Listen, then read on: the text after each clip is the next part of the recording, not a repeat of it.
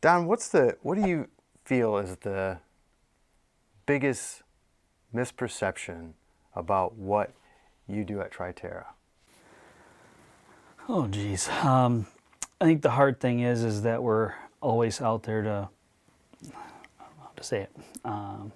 That's a tough question to start off with, Paul. That's what I do. That's what I do. I think the hard thing is that we always put the environment first, and we'll do everything regardless of how much it's going to cost. It's always, the difficulty is going backwards, and there's a reasonable cost to get things done and to make our environment safe enough for us to live in. And I mean, I know that you guys have been growing and busy, and what has been like, what has taken the most time for you guys? I mean, what's been the hot topic? Has it been the lead? I mean, that was what was in the news a few years ago. I mean, what is really driving what you're doing? Well, the driving is obviously the environmental concerns that we see day to day. We're seeing brought to the forefront in the news, whether you're dealing with lead from the water situation in Flint to the PFAS situation in Grand Rapids. There's environmental contaminants out there, and we have to manage them accordingly so we're not hurting or harming humans or the environment that we live in. What triggered you to go into this field? Well, that was, I wanted to be outdoors. I wanted to do something that protects the environment. And I know that there's a balance that we have to play as humans in the environment. We have to make sure that we're using it safely and that we can keep our communities safe overall for our kids to be there when they grow up. Now, did you ever thought in this process, because you just said, well, I wanted to work outdoors, out in the environment, make sure the environment's safe. Did you ever think that, or when was the part where you're like, well, I guess I can make a business out of this? Well, I think it just first started out when I graduated college and got out and actually got my first job in the industry. You learn and you start seeing what's out there. What do we have to protect? We have to protect the recreational aspect of our environment. We have animals to protect, we have humans, and we all have to live in a safe way in harmony with the surroundings. So, getting in there and seeing what's outside contaminant-wise that needs to be addressed, I think that started the ball's churning, shall you say. And after you work in the industry for several years, you figure there's ways that we can do this better. And so you built a business? Pretty much. You ever thought of it was being an entrepreneur on your mind? No, I mean, I went to school for a science degree. I didn't go to school for a business degree. I wouldn't go back and change it, though. Now, seeing the opportunity, seeing what's out there to care for the environment, care for the people that you're working for, taking care of our clients, make sure that you're putting their interest in mind from step one. What was the biggest struggle for you in that transition from being in the field and doing the work to working on the business and making sure that it runs smoothly? What was the biggest pain point or struggle that you had?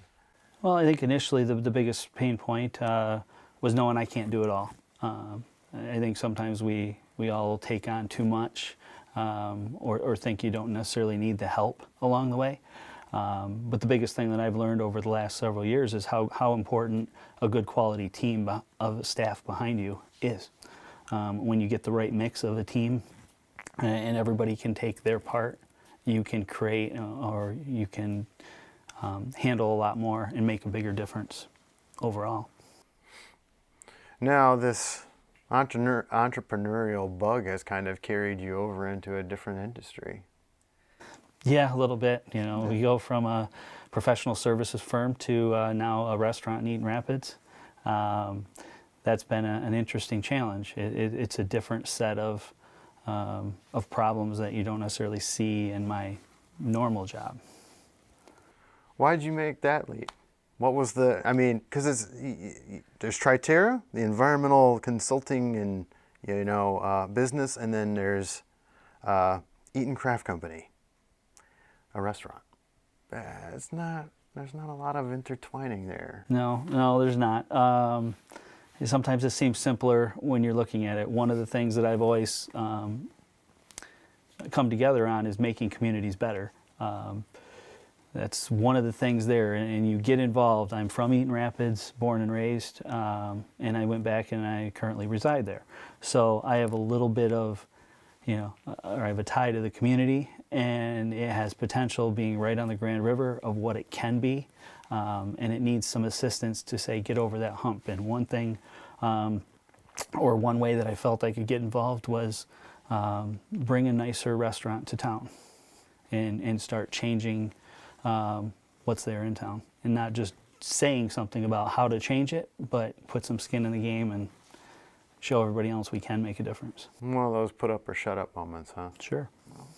So talk to me about the struggles you didn't foresee that you may have had there, or that you may have created a success from, but it was like, oh man, I didn't see this coming.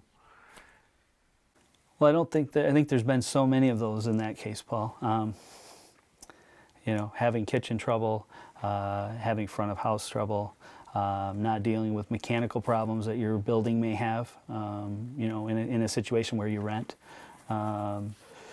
Just all sorts of different hurdles than what I was expecting, from building a professional service firm. It's just not the same. It takes more staff there to operate on a day-to-day basis. You have outside vendors you have to worry about. A cash up front scenario. If you don't pay us, you don't get your beer, wine, or liquor. Same scenario with food, essentially. So it's just a different way of cash flow. It's a different way. The whole way that it operates is different. And one thing you think is how easy it is to open a restaurant and operate it, and it's another thing to see, every little issue that pops up. How do you address them? Can you address them to move forward? Is the adage that you mentioned with Triterra about having a good team, does that matter as much in the restaurant, or does that, because the employment or the employees are so fluid at some points that it's hard to build a great team? Well, there is a lot of turnover in the restaurant industry in general, but the whole thing is getting a team that works well together. Where you're in a professional service firm, a lot more people work on individual tasks individually.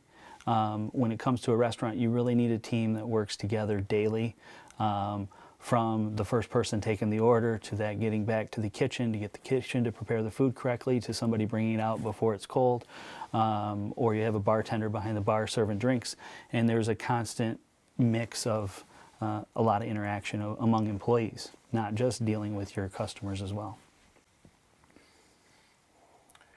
Let's talk a little bit, you mentioned it a little bit before, where you talked about being from Eaton Rapids and putting more into the community. Let's talk a little bit about what are some of the things that you're doing aside from owning that restaurant and helping Eaton Rapids put itself on the map. Well, it goes back a few years. I got involved with a group called the Marketing Alliance.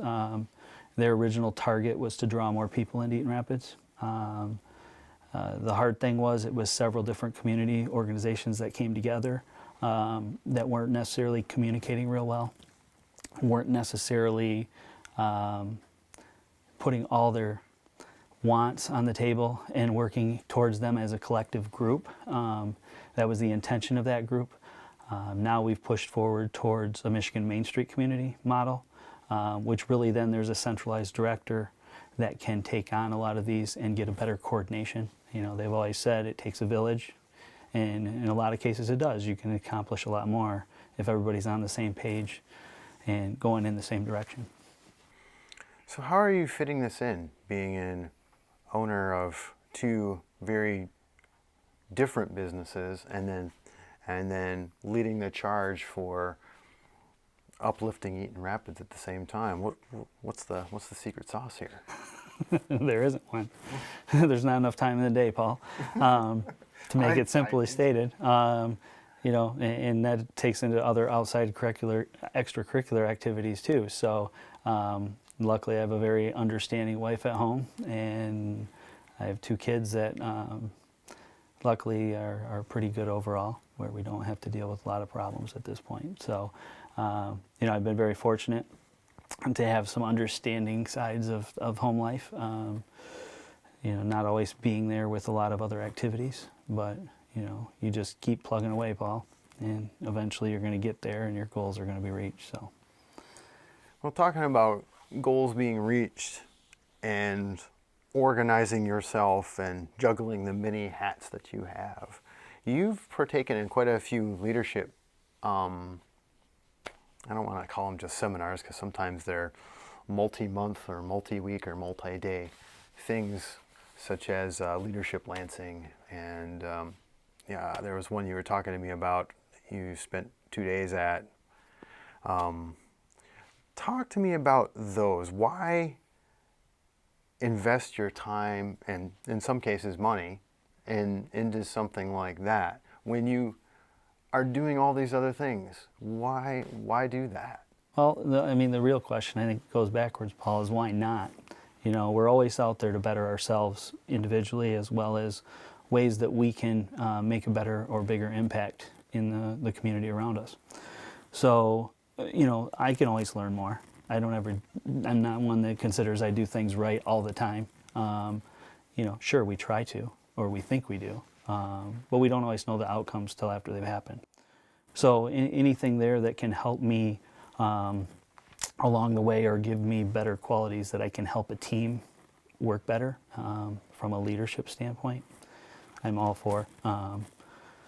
Because I know I can always get better in what I do, in the different things, especially being involved in many organizations, and keeping that role in there, whether it's, you know, not only just actual restaurant or my professional services firm Triterra. I also sit on the DDA in Eaton Rapids, and I sit on the executive committee for LEAP here in Lansing. So, you know, there's always ways I can improve myself to make a bigger impact. And so do you find that this is kind of also, because I understand what you're saying, because that's a lot of times my same philosophy, and a lot of it stems from the fact that, you know, I also didn't anticipate being a business owner / entrepreneur. That wasn't what I was setting out to be initially. And so learning, you know, taking these or going to these things to better myself, because I didn't have the business background. Sometimes I feel like, okay, maybe I have to play catch up a little bit. Yeah, I really relate to that quite a bit. So, you know, going forward, you know, what are your goals for each entity? Let's just look at Triterra, the restaurant, Eaton Craft Company, and the DDA. What are your goals for each of those that you're trying to set out? Well, I mean, the goals for Triterra, we want to continue to grow. We're at a good point right now where we have a good balanced staff. But one of the things that we have to do and focus on over the next several years is give opportunities for our young staff to advance. And unfortunately, we can't give them opportunity to advance if we don't grow. We need to look outside of just primarily the Lansing market. We can grow bigger outside. I mean, the ultimate goal is for us to be one of the premier firms in Michigan, at least as the next step for us, which are big undertakings there. You know, we've got bigger outside markets than Lansing, from Detroit and Grand Rapids and Kalamazoo and some of these other areas of Michigan that are larger, that we can, well, Kalamazoo's not larger, but, you know, where we can make an impact. I think that's the biggest target there. For the restaurant, you know, we can continue to get better. we can continue to serve a bigger area. You know, we need to market ourselves a little better down there because we are in Eaton Rapids. But Eaton Rapids as a whole, it kind of plays hand in hand. We need to draw people in from outside of Eaton Rapids to our destination restaurant. But we need to do that to the town as well. So that's where that kind of plays hand in hand. So what things that I can do in Eaton Rapids to help grow itself is going to help the restaurant grow itself too. I say we're all growing as a community to the next step of where that town needs to be. So that's that one. I think it's just, you know, where we want to grow the whole region as a whole anyway. You know, everybody in the region revolves around us growing, and we need to have more options for everybody. Do you find it a little bit difficult to try to attach Eaton Rapids due to where it's located to the overall growth of the mid-Michigan area? It does at times. I mean, it's a 15-20 minute drive. I mean, I'm lucky it's only about 20 minutes or 15 minutes in the morning, but I usually come in before the traffic's there. So, and not that we have traffic in Lansing by any means, but a 15-minute drive in the morning is not too bad for me. But to a lot of people thinking Eaton Rapids is in a far-off place or it's you know, half an hour, 20 minutes, it really depends on perspective. It's easily accessible down M99. It's just taking the time and seeing what we have down there. So with all this stuff that you're doing, what does Don do for fun? Well, I golf, number one. Get out at least a couple days a week usually, which just seems hard in everything else I'm doing. It's at least one day a week. So let's see, then secondly, I'm also the director of the Eaton Rapids Shooting Stars program, which is their youth soccer program from ages 4 to 7. I have one of my kids in both groups, a younger group and an older group. So I have to be there anyway. I might as well coach and pass on what I know there. So it's been fun to develop that program, take it from its infancy stages to you know, the next level. You know, like I always say, I'm always making something better, or I'm always trying to make something better. You know, whether or not I succeed, that'll be the other thing. But, you know, why not? And that just made our conversation better. Thanks for showing up, Don. No problem. Thanks, Paul.